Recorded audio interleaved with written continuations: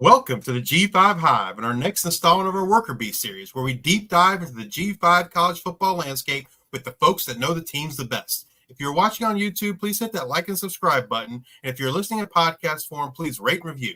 Today, we'll be taking a look at the Louisiana Tech Bulldogs, who finished 3-9 last season. They wrapped up their 2024 spring practice with their spring game on April 27th. We have a special guest joining us today. They are the authority on Louisiana Tech Athletics. You can catch them on Tuesdays at 6 p.m. Central on Sports Talk 97.7.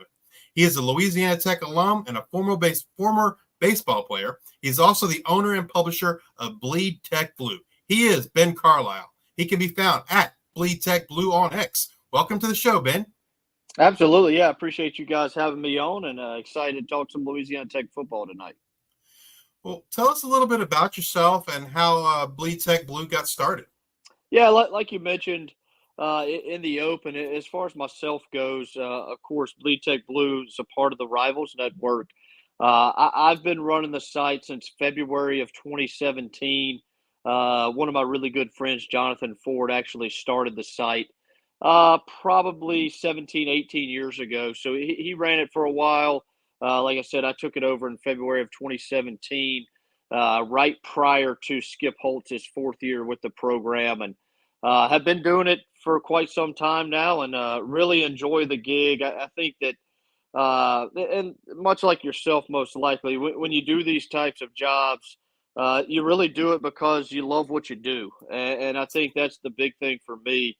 As I love Louisiana Tech athletics, like you mentioned, I played baseball at Louisiana Tech. It's been a passion of mine to be around the programs on a near daily basis, and I've been able to do that for the last 7+ years now, and really enjoy what we do at BleedTechBlue.com. We've built a really big community of Louisiana Tech fans, and like I said, just love the gig and love Louisiana Tech University.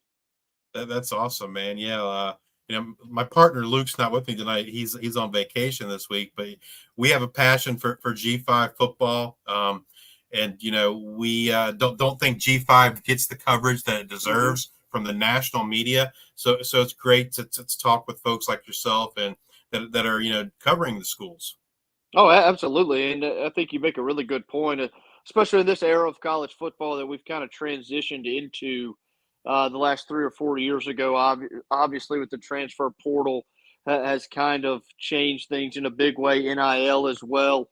I do think it's important with guys like you and your partner Luke that do such a great job at covering G5 football, because not only is there great football, there's a lot of good football players, a lot of good football coaches around the country that certainly deserve to be recognized for all their hard work. Absolutely. Well, let's get to Louisiana Tech here. For folks not familiar with the Louisiana Tech's offensive scheme, how would you describe it to them? Yeah, I think when Sonny Cumbie was hired at Louisiana Tech 2 years ago, prior to the 2022 season, I think that, the hot word or the hot description was you're going to see an air raid offense. I wouldn't describe it as that. I would best describe it. It's an RPO based scheme.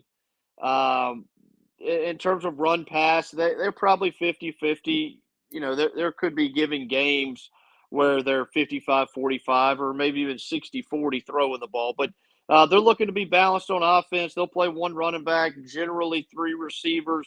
They'll play a tight end in that 11 personnel set. That I'm not saying that at this point in Cumbie's tenure, the tight end hasn't been a huge part of the offense. It's more of a big receiver type position where you don't necessarily get great blocking on the perimeter, but I think that's an area in which they're trying to improve in.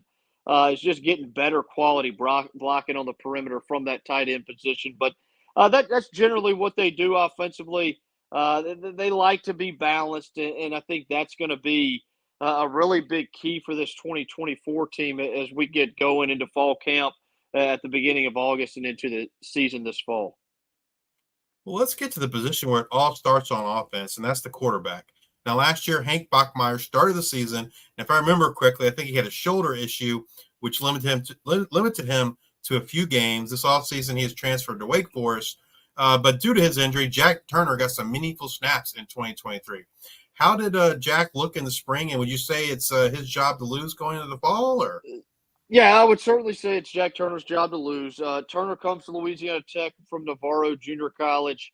Got here in 2022. He was coached actually by Louisiana Tech offensive coordinator Scott Parr at Navarro, and he only spent 1 year at Navarro. So didn't get a whole lot of playing time there. Didn't play much in 2022. You mentioned the injury to Bachmeyer last year, and it allowed for Turner to make 4 starts. I would say it was a little bit of a mixed bag in terms of performance. You look at 5 touchdowns, 5 interceptions, 57% completion rate. I will say when you dig into the numbers a little bit deeper, he completed 45% of his throws on non-screens. So if you're looking for improvement, that's where he has to get better at in the passing game. But he's a big kid. He's 6'5". He's 230, 235 pounds. He moves around pretty well. I don't know that I would necessarily describe him as a true dual threat quarterback, but he can certainly adequately get himself out of the pocket and make some plays with his feet. But getting those 4 starts a season ago, I know the hope internally is that kind of propels him to where not only is where he was more comfortable this spring, but he's more comfortable getting into the fall where there's live bullets are flying and you having to make quicker decisions to get some upper echelon talent. So I think that's a lot of the hope. And like I said, it's 4 career starts. It's 3 new starters on the offensive line. It's nearly an entire new receiving core. They're breaking in a lot of new starters on offense. So having a guy back that does have a little bit of experience certainly helps. Who do you think will serve as the top backup to Jack Turner here in 2024? Yeah, that's a really good question. Ty Keys was signed from a junior college, East Mississippi Community College, this past spring or in the late signing period, I believe. And he's a kid that started his career at Southern Miss, played a little bit as a true freshman. I think if you watch some of the tape, he obviously wasn't ready at that point in his career, but he's developed some. Evan Bullock's a redshirt freshman. Blake Baker's a redshirt freshman. Both those guys haven't played. And, going through the spring, it was kind of tough to decipher who might have had the lead. I would say at the end of the spring, Baker probably was the leading candidate for the backup role, but a lot can change over the summer. I think having a guy like Ty Keys, he just brings a different element. You mentioned Turner's size at 6'5", 230. He's not quite 6'5" as Keys, but he's built. He can run the football a little bit. He's probably more of a dual threat, whereas Turner throws it a little bit better. He probably runs it a little bit better. But I think all in all, when you look at the quarterback position for Louisiana Tech, it probably boils down to how successful is Jack Turner going to be. Because when you get into some of these, a second string, third string, and we've seen it at Louisiana Tech numerous times over the past few years, some of those guys are backups for a reason, and it's sometimes difficult to strike gold when you have to go deeper into your depth chart. Well, moving over to the running game, their leading rusher from 2023, Tyree Shelton, has graduated. Their next 2 leading rushers, Keith Willis Jr. and Sharvis Thornton, have both transferred out. And then Keldrick Moody, who also saw some times last year, has also graduated, leaving Marquise Crosby as the leading returning rusher from a year ago. But they also bring in Donario Davenport over from Texas State. How did the running back room look in the spring? Yeah, I think the big question mark is Crosby. You go back to 2022, he rushed for nearly 1,000 yards, had 9 touchdowns. He dealt with injuries, really right after the 2022 season. Played, I think, 9 or 10 snaps in the middle of the year against UTEP, but ultimately just was unable to go. So I think if he's healthy, which it sounds like it's possibly trending in that direction. I know you don't necessarily want to, lay all your eggs in one basket with a guy that hasn't played in so long. But if he's healthy, he's really good. You mentioned Donario Davenport. He's a transfer from Texas State. Played a reserve role for G.J. Kinney and the Bobcats last year, but he was really good in that role, and he had a really good spring. I would say he's probably the leader in the clubhouse to take the first snap in the opener against Nicholls State. Now, I was impressed with O'Miri Wiggins, a JUCO transfer from Coffeyville. He's a Louisiana kid. He's just a sophomore. I thought he had a really strong spring. So I think they like where they're at with the running back position. But I think at the end of the day, You know you're going to have depth at that spot. And if Crosby is full go, you feel really good. If he's not full go, you start looking deeper into that running back room. A guy like Fred Robertson was signed out of Warren Easton High School down in New Orleans. So you kind of wonder where you're at if Crosby's not ready to go. But I know they feel really good about Davenport and Wiggins. Now, last year you guys had a lot of injuries as well, and we saw Jacob Fields get some play time as a running back who was normally a defensive back. He had 26 carries for 105 yards and 2 touchdowns. Do you think is he going to move back to defensive back, or we'll see him at running back? Or yeah, he was back at defensive back in the spring, and I think that's a more natural position for him. At the running back position, he was obviously very good. Had the game-winning touchdown in the first game of his career against FIU. But I don't know that the body's necessarily built to take a beating of a running back that gets, 15, 20 touches a game. So he's been back at defensive back this spring, and I know they're excited for him. He was a talented kid coming out of high school. And in a way, you look at it from a defensive back development standpoint, he didn't get a chance to develop back there. So you wonder if this year is possibly a year that he redshirts. I know it's difficult to justify redshirting in this era of college football, but he's a talented kid. I think if he does figure out that safety spot, he could potentially be an all-league player down the road. so, assuming Crosby comes back healthy, what do you think we see in terms of workload? Do you think we see one guy kind of dominate the running back room, or do you think we see a committee there with Davenport, Wiggins, and Crosby? I think it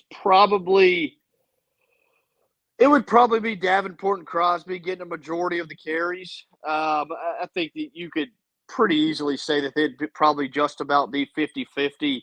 You get into the fourth quarter of a game and one guy's running better than the other. That's kind of the guy you lean on. That's kind of how Louisiana Tech's trended under Cumbie in terms of that running back position. They'll clearly have their starter, but they'll divide things up. It's just so difficult to handle that sort of workload. And I think early in the year, if Crosby is healthy, I do think you want to keep some of that tread off his tires so that when you get to week 7, week 8, week 9, later in the season, he's got fresh legs, knowing that it's been a long time since he's played a bunch of snaps. So, like I said earlier, I think Davenport's the leader in the clubhouse. And then, you look at, the entirety of this offense. I think Davenport, Crosby, Wiggins, whoever it is, they're going to need to run the football effectively just to let Jack Turner and some of these new wide receivers settle in. So speaking of the wide receivers, that wide receiver room is going to look quite a bit different here in 2024. True Edwards, Marlon Jackson, and Solo Lewis are the top returnees for the Bulldogs, but leading receiver from 2023, Smoke Harris, has graduated. Second leading receiver, Cyrus Allen, is off to Texas A&M, and third leading receiver, Kyle Maxwell, is off to Washington State. That means 72% of the targets and 70% of the yards from this room need to be replaced. How did the staff go about addressing these losses in the offseason? First things first, it's not easy to replace that sort of production. Smoke Harris was tremendous throughout his career. Cyrus Allen had a big impact as just a guy that could go down the field vertically during his first 2 years in Ruston. And so I think the biggest question mark for me is you've added a guy like Jimmy Holiday from Western Kentucky. He started his career at Tennessee, so you know he's got raw talent. At the same time, I think his career high is 23 catches at the FBS level. You've added Abdul Fatih Ibrahim from Bowling Green. He was really good at his first stop at Alabama A&M, not quite as good at Bowling Green last year. You mentioned Solomon Lewis. You mentioned Marlon Jackson. I think that's the biggest question for this offense outside of the quarterback position because, as you know, it's a whole lot different being a reserve wide receiver versus being a wide receiver that opponents are game planning week in and week out or game planning against week in and week out. And so they've got to figure out, who's going to be their go-to guys on the outside and figure out how to get those guys into space and allow them to make some plays. But I thought Marlon Jackson had a really good spring. He's a guy that missed 2022 with an ACL injury as a true freshman, comes back last year as a redshirt freshman and dealt with some injuries at different times. But as the season progressed, you could tell with, how he was operating throughout games that he was kind of starting to figure some things out. So if he can take that next step at the receiver, he's probably your best bet to be a guy that can become a bona fide number one. Gotcha. So if it's up to you and you're picking the starters for week 1 against Nichols, who do you think they are? At wide receiver, Yeah. I'll say True Edwards in the slot, and then I'll say Marlon Jackson in one outside spot, and I'll say Jimmy Holiday at another. I think Solomon Lewis could easily find himself in that mix. He was a guy that didn't play for the first 9 or 10 weeks of the year last year, but late in the year got a chance to get some reps, and he could get down the field vertically. The issue for him, he's 5'9", and so you play an outside spot at 5'9", you're a little bit smaller. Some of those contested catches become a little bit more difficult. But I'll say Jimmy Holiday, Marlon Jackson, and probably True Edwards. And listen, a guy like True Edwards is a big target. He played outside early in the year last year. They shifted inside later in the year, and I thought he played really well in there. Now, it does change what you can do offensively because he's not your shifty scat back type of wide receiver that you can throw a bubble screen to and allow him to get 5 or 6 yards. So that changes a little bit what you do offensively. But I would imagine that those top three or those three guys are your wide receivers come week 1 against Nicholls State. All right. Moving over to the tight end group, you did a great job describing how they're utilized in this offense. But let's talk a little bit about the personnel. The leading receiver in this room, Ryan Rivera, has graduated, but this room does look to be in pretty good shape. They bring back Nate Jones, Eli Finley, and John Locke. How did this group look in the spring, and did anyone kind of step up to assume the tight end 1 role? Yeah, I don't know if I would say that somebody necessarily stepped up and assumed the role. I think you'll see all three of John Locke, Eli Finley, and Nate Jones. You could possibly see JUCO transfer Hunter Tipton at different times as well. Kendrick Rucker is a kid that's coming back from an ACL. He's got the body, he's got the athleticism at 6'5", 6'6", can really run. But yeah, like I said, you wonder where he's at coming off an injury. I would say Nate Jones is probably your best receiving target. He does a pretty decent job of getting down the field vertically. And then you can look at Locke or Finley in terms of the blocking game. If you're looking for the guy that's probably the most complete, I would say it's probably Eli Finley at this point. But he's a young sophomore, didn't play a ton of snaps a season ago, so he's still trying to get his feet wet in a sense. But all in all, you look at if the offense was to maximize itself, I would say it's because Eli Finley becomes a complete tight end, becomes a legit weapon over the middle that Jack Turner can go to when he's under duress. All right, let's move over to the offensive line. They also have some holes to fill there as well. Starting right tackle Carson Bruno and left tackle Dakota White have transferred. Starting center Abraham Delphin has graduated. That leaves Burt Hale at left guard and Jaron Gilbert at right guard as the returners from this line from a year ago. What has the staff done to beef up this line in the offseason? Yeah, first off, Burt Hale's been tremendous. I think he's one of the better players on the offensive line in Conference USA. Jaron Gilbert's a guy, he got better throughout the year a season ago. He originally came in as a center, shifts over to that guard spot. And like I said, he was reliable. At the center spot, you're replacing a guy like Abe Delphin. He'd been in the program forever. I think he spent 7 years in Ruston. Landon Nelson took a lot of snaps in the spring, and so did Zarian McGill, a transfer from ULM, had a really good year for the Warhawks last year. So I think those two are going to be locked in competition. That's a competition that could even, drift into the season and be a week-by-week thing. And I think in the tackle spots, you talked about breaking in a new quarterback. Like, you got to be good at the tackle spots. Tech has struggled at protecting its passers over the last, I don't know, you can go all the way back to 2019 probably. And Kenneth Bannister's a kid that's been in the program for a while now. He'll get the first shot at left tackle. He had a strong spring. He's got the measurables. He's got the length to play a tackle spot at the Division I level. And on the right side, I like Daniel Keys, a transfer from SFA. He had previously been with Tech offensive line coach Nathan Young early in his career. So those two are familiar with each other. But it's like any team within college football. If you can't block up front, you're going to struggle to put together not only lengthy drives, but you're going to struggle to put the drives together, ever, or at different points throughout a game if you're allowing penetration into the backfield. So that's a big question mark. But it's like I said in the open, you only got 2 returning starters. I think we're going to have a lot of questions about this offense until we see them prove, one way or another, positively or negatively, just how they're going to be. We need to see them more in live game action. All right. If you have to pick an offensive player to have a breakout type season here in 2024, who you picking? I'm going to take Marlon Jackson. He's a great kid, first off.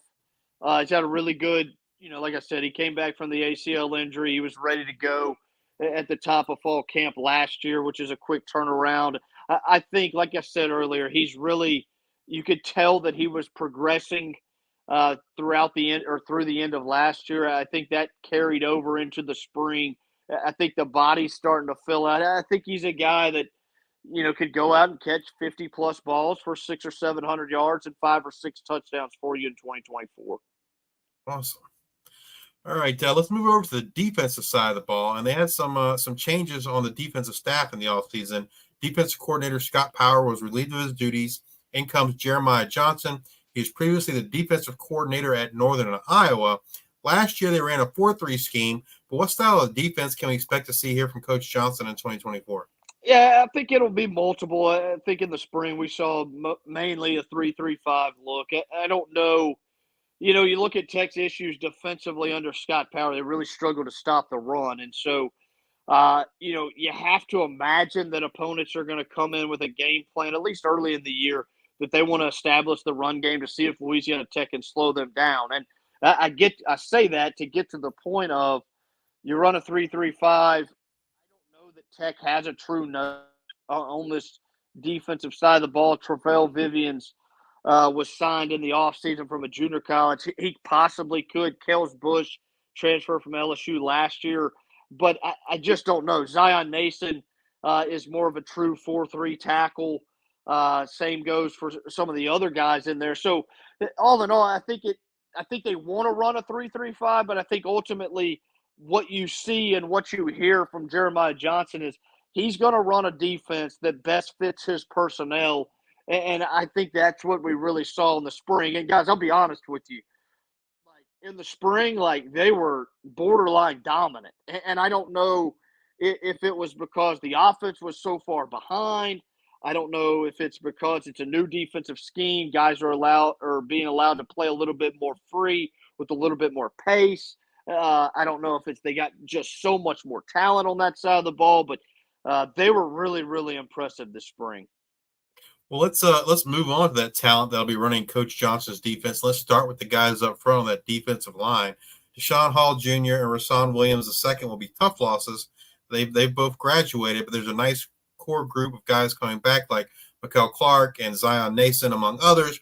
How did that unit look this spring, and did anyone stand out to you? I don't know that I would necessarily say that anyone stood out. Here's the thing. You got to go all the way back to 2020, the last time a Louisiana Tech defensive lineman's had more than 5 sacks. Now, and that's a different regime. Obviously, that's Skip Holtz and that's Sonny Comby. It's just been very difficult for Louisiana Tech to get pressure on the quarterback the last 4 or 5 years or so. And listen, if you're running a 3-3-5 scheme, I think a lot of your D-line play is going to be predicated on getting penetration, allowing some of your linebackers behind you to make plays. Like you mentioned, Michael Clark, he's been rock solid. I think you know what you're getting from him. He's not going to be a guy that's going to go out and get 8 or 9 sacks. He's not going to have 12, 13 tackles for loss, but he can play an end spot. He can cause some havoc at different times throughout the year. You mentioned a guy like Zion Nason. David Blay came in from a junior college Division II school, Westchester, last year. I think both those guys have progressed nicely. I think the next step in their, progression in their career is, can you go from a 4 or 5 TFL guy to a guy that's 10 or 11 TFL? I think that's the next step in terms of not only for themselves individually, but that's creating a better defense, just causing more havoc in the backfield. I think in another end spot, Jaden Burnett was a guy that he was off to a tremendous start in 2023 before he suffered a knee injury to shut him down for the year. He was back this spring. He looks bigger. He looks explosive. He probably didn't get recruited by the Power Fives because he's a 6'1" end. I mean, that's just not necessarily what they're looking for. But I think all in all, a lot like the offense, the defensive line has a lot to prove because it's not any different at Louisiana Tech than it might be anywhere else in the country. But if your defensive line's not creating pressure, the trickle down effect is tough to overcome on the back end. Absolutely.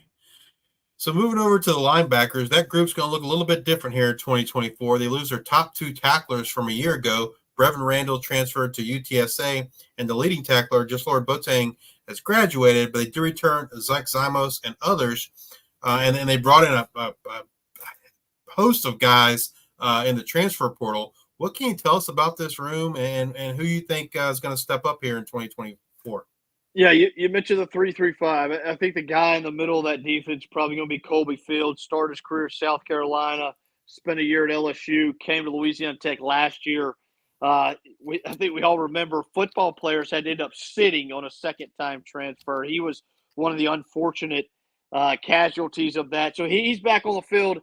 I think he's the best player on the defense. I think he might be the best defensive player in the conference. And I know that seems bold to say, but it's elite athleticism. If you want to knock him a little bit, he's not the biggest guy in the world, but it's elite athleticism.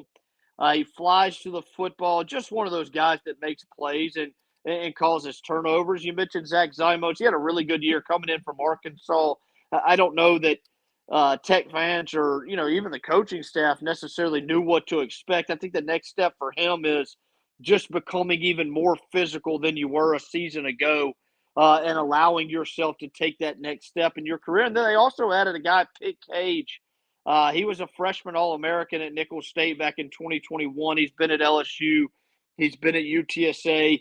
He'll probably play some nickel. He'll play some linebacker as well. I think he's a lot like Colby Fields in the fact that maybe slightly undersized, but he's just a guy that always finds himself around the football.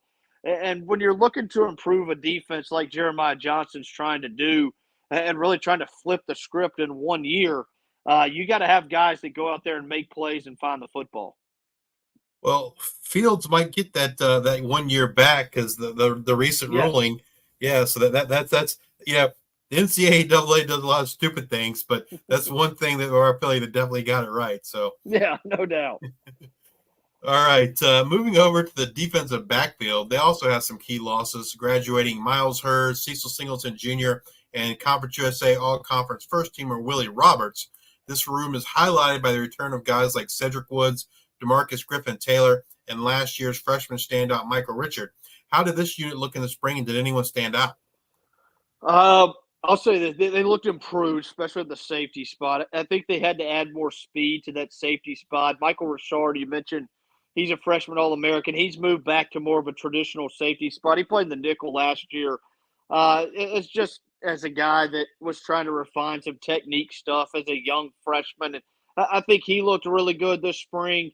You mentioned Cedric Woods. I think they're going to lean on him a lot, as being that older guy in the room. You look at the last couple of years, Tech hasn't necessarily struggled to defend the pass, and it's because they've been really good at the corner position with Willie Roberts and Miles Brooks, both guys that got a chance in the NFL. So I think DeMarcus Griffin-Taylor has to transition into a guy that not only stays healthy, but he's got to be able to play a cornerback spot. Roderick Robertson, is a transfer from SMU last year. He's a big physical safety that likes to get downhill. They signed Jordan Miles, a JUCO transfer, to help out at a corner spot. Isaiah McIlvain, I thought he had one of the better springs at a safety spot.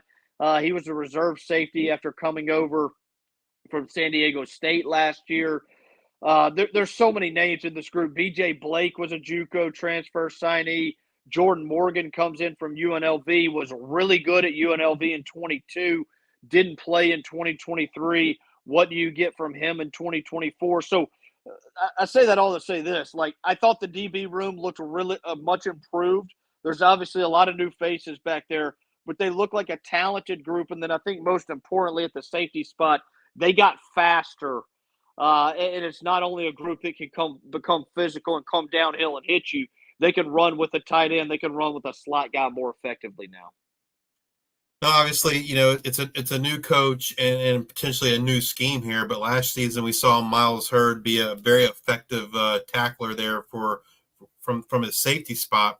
Is there someone else that you see kind of filling in that role, or with the new defense, maybe that role doesn't exist anymore? Yeah, I think that would probably be the best way to describe it. I think obviously you want a guy that can get downhill and fill gaps, especially in the run game. But I don't know that Jeremiah Johnson necessarily asked his safeties to come down and be so physical. If there was a guy, it'd be Blake Thompson, transfer from Iowa State, played 140 snaps over 6 games a season ago. There was some really good production. But I think for the most part, it's probably Michael Richard. It's probably Isaiah McElvain, 2 traditional safeties that kind of roam center field, can go sideline to sideline. Another name I want to mention that I failed to mention earlier, Jamal Shelby's a redshirt sophomore corner. He was a reserve role a season ago.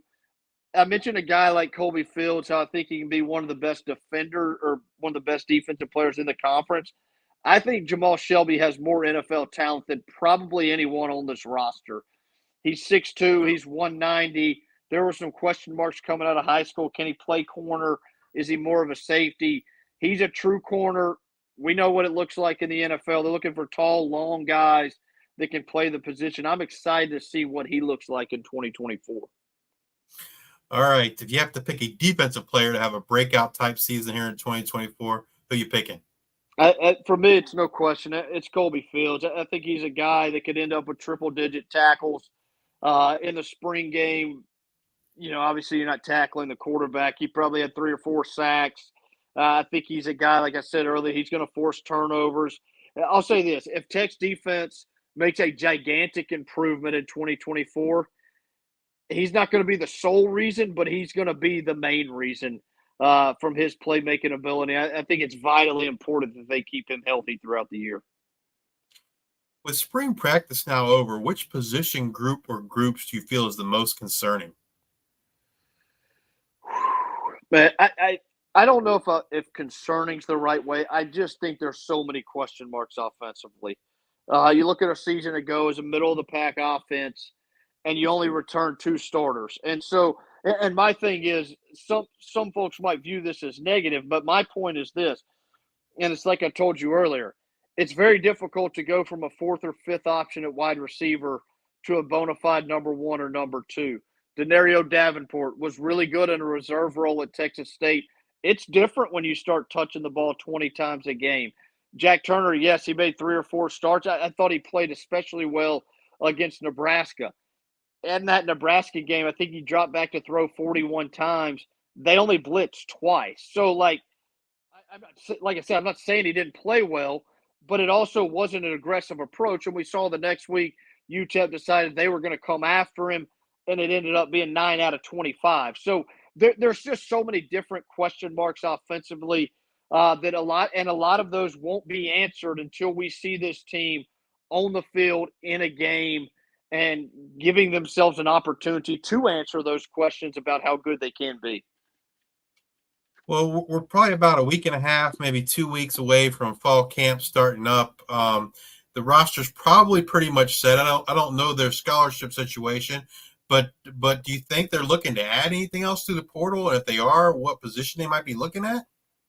Yeah, I don't think so. They recently added Shadid Ahmed, a transfer from Texas State, and then Jalen McGalkey, transfer from Ball State. Both of those guys are wide receivers. And I think for the most part, a lot of that's predicated on what we just talked about. You don't have a ton of experience in the room. You don't have a ton of proven production. And so, if you got, like you said, if you got the scholarship spots, add 2 guys in the room, see if you can strike gold on, one of them, or maybe a guy comes in and becomes a 35, 40 catch guy and ends up surprising some folks. But for the most part, I think this roster is pretty much set. They really like where they stand.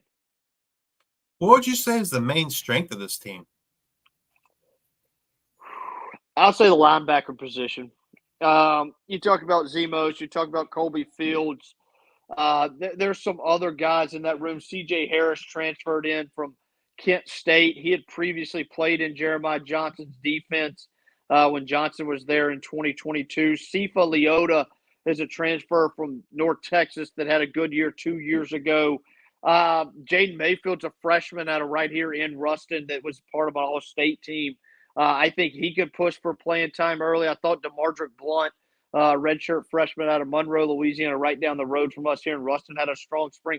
I think that linebacker is the most talented position group on the team, and I think it's easily the deepest position group as well.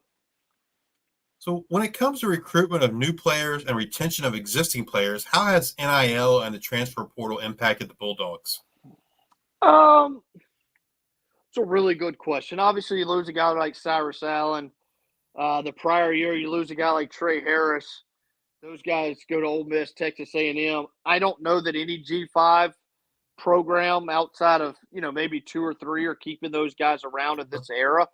So for the most part, I don't think NIL has played a huge role. Maybe it has, and I'm just not aware of it. I don't think it's had a huge impact for Louisiana Tech in terms of negativity because I think, like I just mentioned, you're going to lose those guys anyway. That's just part of being a G5 team. So in terms of retaining their players, I think they've used it a little bit. I don't think they've used it a ton. I think the big focus for Louisiana Tech's coaching staff is you find guys that are blue collar and they want to be here. And then ultimately, as they progress through the program, obviously we're going into year 3 of Sonny Cumbie. You hope that, once those guys get themselves established as Louisiana Tech Bulldogs, then it can lead to more success on the field. It seems more and more that the demands of a head coach are really turning into more of a general manager type role between recruiting freshmen, recruiting from the transfer portal, retaining your own players, then you add fundraising on top of that, and maybe they're less involved in the X's and O's. Do you see that happening there with Coach Cumbie? Not really. I think he handles a lot. Obviously, he's the head coach. He's the quarterback coach. He's the offensive coordinator that calls the plays. So I think he's like a lot of coaches in college football. There's plenty of head coaches that either call the offense or the defense. I think anytime a coach, maybe struggles or you lose a game or you have a tough season, the fan base's natural reaction is he shouldn't call plays or he shouldn't coach quarterbacks in this instance. And I don't know that I necessarily buy into that because, you could, like I just said, you can look across the country and a ton of guys are having success doing it. So I think he's, settling into the position. But listen, let's be honest. You're 6-18 after 2 years on the job. And I think most fans around the program, most with, in the department, it's like, all right, like it's time to put together a bowl season. Especially when you consider the Louisiana Tech went to bowl games every year from 2014 to 2020. Well, that's an excellent segue. What does success look like for the Bulldogs here in 2024?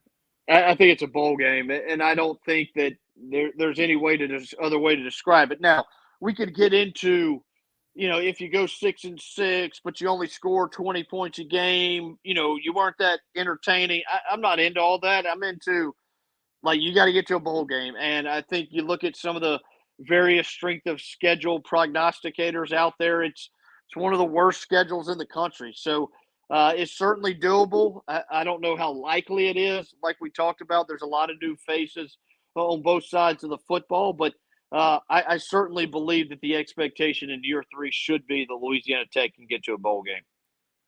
Well, we've covered a lot of ground today on the Bulldogs, but is there anything else you want to share or think that we should know about this 2024 Louisiana Tech Bulldogs football team?